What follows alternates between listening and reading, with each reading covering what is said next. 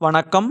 முனைவர் கி. ராம் கணேஷ். இன்னைக்கு நாம் எட்டுத்தொகை நூல்களுள் ஒன்றான அகநானூறு என்ற அகநூலிலிருந்து 97வது பாடலினுடைய பொருளை சுருக்கமாக இந்த பதிவில் பார்க்க போகிறோம்.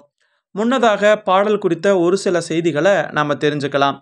நாம் பார்க்க போகிற இந்த 97வது பாடல் மாமூலனார் என்ற புலவரால் பாடப்பட்டது.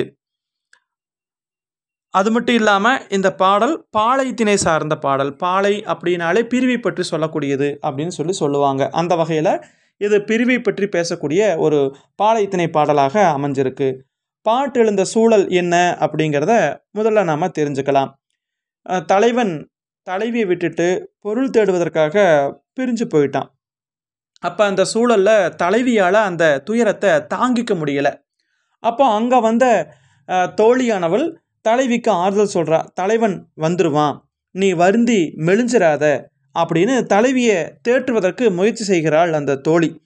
அப்போது அந்த நேரத்தில் அந்த தலைவி என்ன பண்ணுறா அப்படின்னா, அந்த இளவேநீர் பருவம் வந்துருச்சு. அதே நேரத்தில் குயிலினுடைய குரலோசையும் கேட்குது. அந்த குயில், ஆண் குயில் பெண் குயில், இது ஒன்றோடு ஒன்று தன் அருகில் வர வைப்பதற்காக அது கூவிக்கொண்டிருக்கிறது. அப்போது இது எல்லாம் கேட்குறப்போ அந்த தலைவிக்கு தலைவனுடைய ஞாபகம் வருது. அப்போ இதையெல்லாம் சுட்டி காட்டி அந்த தலைவி என்ன சொல்கிறான்னா, தலைவனுடைய பிரிவை தன்னால் எப்படி தாங்கிக்க முடியும் அப்படின்னு சொல்லக்கூடிய விதத்தில் இந்த பாடல் அமைஞ்சிருக்கு. அந்த தலைவியினுடைய மனம் எப்படிப்பட்டது அப்படின்னு காட்டக்கூடிய ஒரு சிறந்த பாடல் தான் இந்த பாடல். இந்த பாடல் எப்படி தொடங்குது அப்படின்னு சொல்லி பார்த்தா, கள்ளி அம் காட்ட புள்ளி அம் பொறிக்கலை வரன் உரல் அம் கோடு உதிர வளம் கடந்து என்பதாக தொடங்கி மொத்தம் 23 வரிகளில் இந்த பாட்டு அமைஞ்சிருக்கு. இப்போது அந்த தோழியானவள் தலைவியை தேற்ற முயற்சி செய்கிறாள். அப்போது தலைவி என்ன பண்ணுறான்னா, அந்த துயரத்தை ஏன் தன்னால் தாங்கிக்க முடியலை அப்படிங்கிறதுக்கான விளக்கத்தை கொடுக்குறா. அதுதான் இந்த பாடல். பாடலுடைய பொருளை பாருங்க. தோழி கள்ளியம் காட்ட, தோழி அந்த கள்ளிக்காட்டில், கள்ளி அப்படிங்கிறது பெரும்பாலும் பாலை நிலத்தில் வளரக்கூடிய ஒரு ஒரு மரம், கள்ளி மரம் செடியெல்லாம் இருக்கும். அப்போ அந்த கள்ளிக்காட்டில் புள்ளிகளுடைய கலைமான்கள் இருக்குது. அந்த கலைமான்கள் பார்த்திங்கன்னா தனது கொம்பு ஒடியும்படி ஓடுது. எதற்காகனா அதை வேட்டையாடுவதற்காக புலி ஓடி வருது. அப்படி இருந்தும் அந்த கலைமான் அந்த புலிகிட்ட மாட்டிருச்சு. அப்போ அந்த புலி என்ன பண்ணுதுன்னா, அந்த கலைமானை அந்த கள்ளிக்காட்டில் வேட்டையாடிட்டு சாப்பிட்டுட்டு மிச்சத்தை போட்டுட்டு போயிடுச்சு. அப்படியாக அந்த புலால் நாற்றம், அந்த மானினுடைய மாமிச அந்த வாடை அப்படியே வீசுது. அப்படிப்பட்ட கொடுமையானது அந்த பாலை நிலவழி. அப்போ தலைவன் போன அந்த வழி எந்த அளவுக்கு கொடுமையானது அப்படிங்கிறத தலைவி தோழிகிட்ட சொல்கிறா. மறுபடியும் பாருங்களேன். தோழி கள்ளிக்காட்டில் புள்ளிகளுடைய கலைமான் தனது கொம்பு ஒடியும்படி ஓடுகிறது. அதனை வேட்டையாடிய புலி போட்டுவிட்டு சென்ற அந்த புலால் நாற்றமுடைய இறைச்சியை கொண்டது பாலை நிலவழி அப்படின்னு சொல்கிறா. அப்போ அந்த அளவுக்கு ஒரு கொடூரமான வழியில் தான் தலைவர் போயிருக்கிறார். அதுக்கப்புறமா பார்த்தீங்கன்னா, காட்டரண்களில் இருக்கக்கூடியவங்க, காட்டில் பாதுகாப்பாக இருக்கிறவங்கள கூட கொன்று பசுக்களை கவர்ந்துக்கிட்டு அப்புறம் மாட்டிறைச்சியை அறுத்து தின்னக்கூடியவர்கள் வெற்றி வீரர்கள். அந்த போர்க்களத்துக்கு போகிறதுல வெற்றி வீரர்கள், கரந்தை வீரர்கள், தும்பை வீரர்கள், இந்த மாதிரியெல்லாம் நிறைய சொல்லுவாங்க.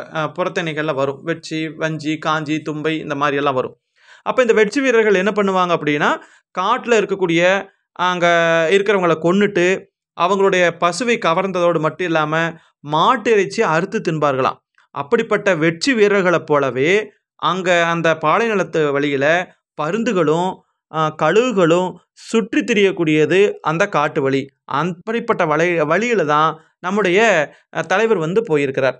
அப்போது அந்த தலைவர் போன வழி எந்த அளவுக்கு கொடுமை அப்படிங்கிறத இப்போ 2 விதமாக சொல்லியிருக்கா. முதல்ல எப்படி அந்த தலைவி சொல்கிறான்னா, அந்த கலைமான அந்த புலி வேட்டையாடிய காட்சி, அதுக்கப்புறம் வெற்றி வீரர்கள் அந்த பசுக்களை கவர்ந்ததோட அந்த மாட்டு இறைச்சியை அறுத்து திம்பாங்க இல்லையா, அந்த வெற்றி வீரர்கள் மாதிரியே அந்த பருந்துகளும் கழுகுகளும் சுற்றி திரியக்கூடியது அந்த காட்டு வழி.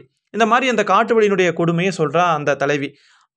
இவற்றையெல்லாம் கடந்து நம்மை பிரிந்து சென்ற தலைவருக்காக, தோழி நீ என்னை பார்த்து தலைவியே கூத்தர்களையும் பாணர்களையும் பாதுகாக்கக்கூடிய அந்த திருவழக்கத்தில் பொலிபெறக்கூடிய நன்னன் வேண்மான் என்பவனது வியலுரை போல அழகிய மார்பகங்கள் பொலிவிளக்க தனித்து தலைவரை இணைந்து அழாதே என்கிறாய்.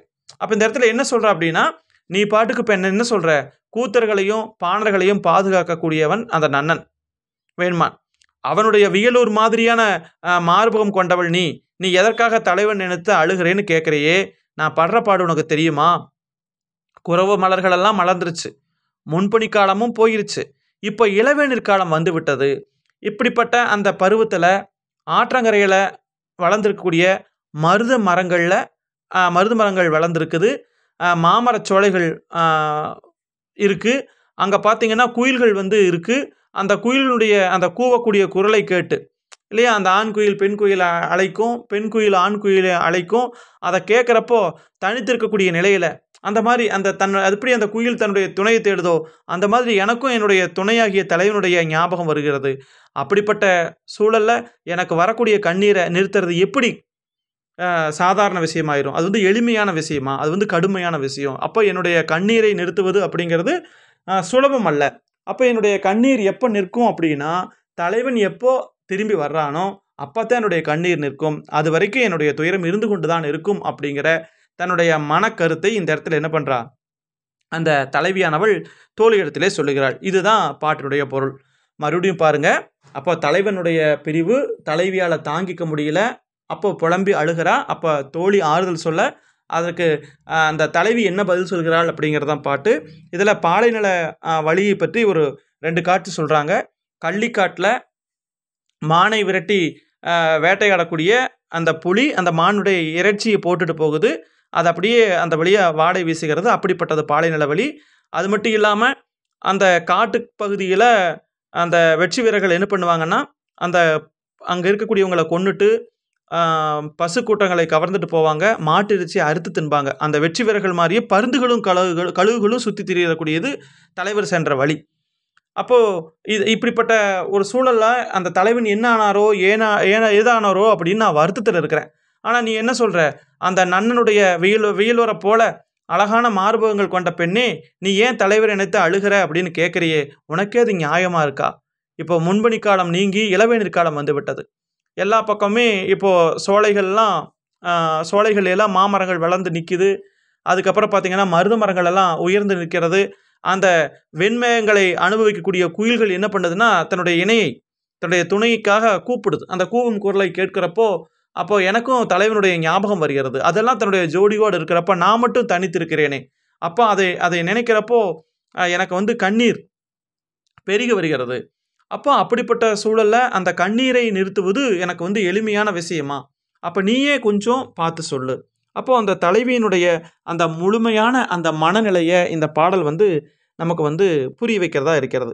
அப்போது இந்த பாடலுடைய பொருள் என்ன அப்படின்னா, அதாவது தலைவி வந்து வருத்தத்தில் இருக்கக்கூடிய அந்த நிலையை சொல்லுது.